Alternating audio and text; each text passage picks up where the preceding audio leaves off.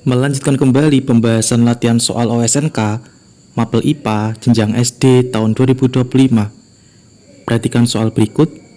Perhatikan gambar berikut.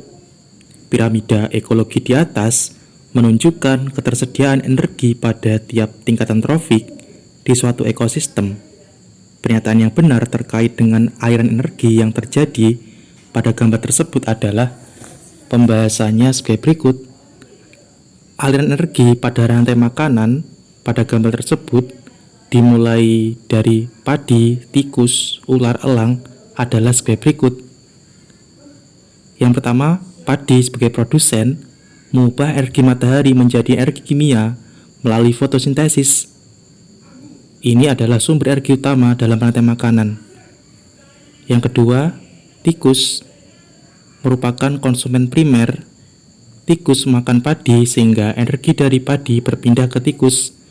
Namun sebagian besar energi hilang sebagai panas atau digunakan untuk metabolisme tikus. Kemudian tingkatan ketiga, konsumen sekunder yaitu ular. Ular makan tikus sehingga energi dari tikus berpindah ke ular. Sebagian besar energi hilang sebagai panas atau digunakan untuk metabolisme ular.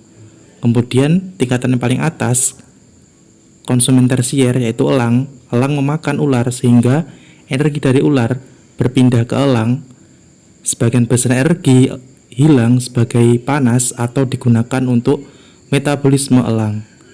Aliran energi ini menunjukkan bahwa energi semakin berkurang pada setiap tingkatan trofik karena sebagian besar energi hilang sebagai panas atau digunakan untuk metabolisme organisme pada tingkatan trofik sebelumnya. Ini adalah prinsip dasar dari piramida ekologi energi, di mana jumlah energi yang tersedia semakin menurun pada tingkat trofik yang lebih tinggi. Jawaban tepat untuk soal ini adalah B. Energi mengalir ke atas piramida dengan jumlah energi paling sedikit di bagian atas. Soal berikutnya, Budi melakukan suatu percobaan, yaitu meneteskan air garam pada sel hewan dan sel tumbuhan, kemudian mengamati perubahan yang terjadi di bawah mikroskop. Sel hewan teramati mengerut seluruhnya, sementara itu hanya bagian dalam sel tumbuhan yang tampak mengurut, sedangkan bentuk selnya tetap. Berdasarkan gambar di atas, struktur yang menjaga bentuk sel tidak berubah setelah ditetesi air garam tampak pada nomor dan tersusun dari komponen senyawa. Pembahasannya sebagai berikut. Dari deskripsi yang diberikan, terdapat dua jenis sel yang diamati, sel hewan dan sel tumbuhan. Sel hewan mengerut seluruhnya, sementara sel tumbuhan hanya tampak mengerut, tetapi bentuk selnya tetap. Hal ini mengindikasikan adanya perbedaan dalam respons sel hewan dan sel tumbuhan terhadap air garam. Dalam konteks ini, struktur yang menjaga bentuk sel tidak berubah setelah ditetesi air garam pada sel tumbuhan adalah dinding sel. Dinding sel pada sel tumbuhan terdiri dari selulosa yang memberikan dukungan struktural dan melindungi sel tumbuhan. Nah, perlu diketahui, dinding sel pada sel tumbuhan tersebut terdapat pada nomor 4. Maka, jawaban tepat untuk soal ini adalah D, nomor 4, dan tersusun dari komponen senyawa selulosa.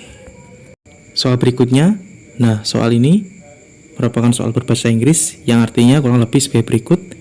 Hewan yang tubuhnya ditutupi oleh eksoskeleton dan tampak tersegmentasi diklasifikasikan ke dalam filum. Pembahasannya sebagai berikut. Jawaban yang tepat untuk soal ini adalah D, arthropoda. Arthropoda adalah filum yang mencakup hewan-hewan dengan ciri-ciri tubuh tersegmentasi atau terdiri dari beberapa bagian yang berulang. Tubuhnya dilapisi eksoskeleton atau rangka luar yang terbuat dari kitin, dan kaki yang berpasangan dan bersendi. Contoh hewan yang termasuk dalam filum arthropoda adalah sebangsa serangga seperti kupu-kupu, lebah, dan semut. Sebangsa krustasea seperti kepiting dan lobster. Dan sebangsa arachnida seperti laba-laba dan kalajengking. Soal berikutnya, Bagian dari sistem saraf yang bertanggung jawab untuk mengatur kerja otot rangka adalah pembahasannya sebagai berikut. Jawaban yang tepat untuk soal ini adalah D. Sistem saraf somatik. Sistem saraf somatik bertanggung jawab untuk mengatur kerja otot lurik yang terkait dengan gerakan tubuh yang disadari, seperti berjalan, berlari, atau mengangkat benda. Sistem ini mengirimkan sinyal saraf dari sistem saraf pusat ke otot lurik untuk mengatur kontraksi dan relaksasi otot. Sementara pilihan jawaban A, sistem saraf autonom, berfungsi mengatur fungsi tubuh yang tidak disadari seperti detak jantung, pencernaan, dan pernapasan. Sedangkan pilihan jawaban B dan C, sistem saraf simpatetik dan sistem saraf parasimpatetik, adalah bagian dari sistem saraf autonom yang memiliki fungsi yang berlawanan dalam mengatur respon tubuh terhadap stres atau relaksasi. Soal berikutnya merupakan soal berbahasa Inggris yang artinya kurang lebih sebagai berikut. Mana pernyataan yang tidak benar tentang pembuahan pada tanaman paku? Pembahasannya sebagai berikut. Tidak identifikasi pilihan jawaban. Pilihan jawaban A, sel telur diproduksi dalam archegonium. Pernyataan tersebut benar karena archegonium merupakan organ reproduksi betina dari gametofit. Kemudian pernyataan B, sperma diproduksi di dalam antheridium, juga merupakan pernyataan yang benar karena antheridium merupakan organ reproduksi jantan dari gametofit. Kemudian pernyataan C, sperma dibawa oleh angin ke sel telur. Nah, ini merupakan pernyataan yang salah karena pada tumbuhan paku, sperma bersifat motil dan memerlukan air untuk berenang menuju sel telur yang terletak di dalam archegonium. Hal ini karena sperma pada paku memiliki struktur seperti cambuk yang memungkinkan mereka bergerak melalui air. Oleh karena itu, pembuahan pada paku biasanya terjadi di lingkungan yang lembab di mana sperma dapat berenang menuju sel telur. Kemudian pernyataan D, sel telur dan sperma diproduksi oleh generasi gametofit. Ini merupakan pernyataan yang benar. Sel telur dan sperma diproduksi oleh generasi gametofit pada paku yang merupakan fase haploid dari siklus hidup mereka. Maka jawaban yang tepat untuk soal ini adalah C, sperma dibawa oleh angin ke sel telur. Sekian untuk pembahasan kali ini.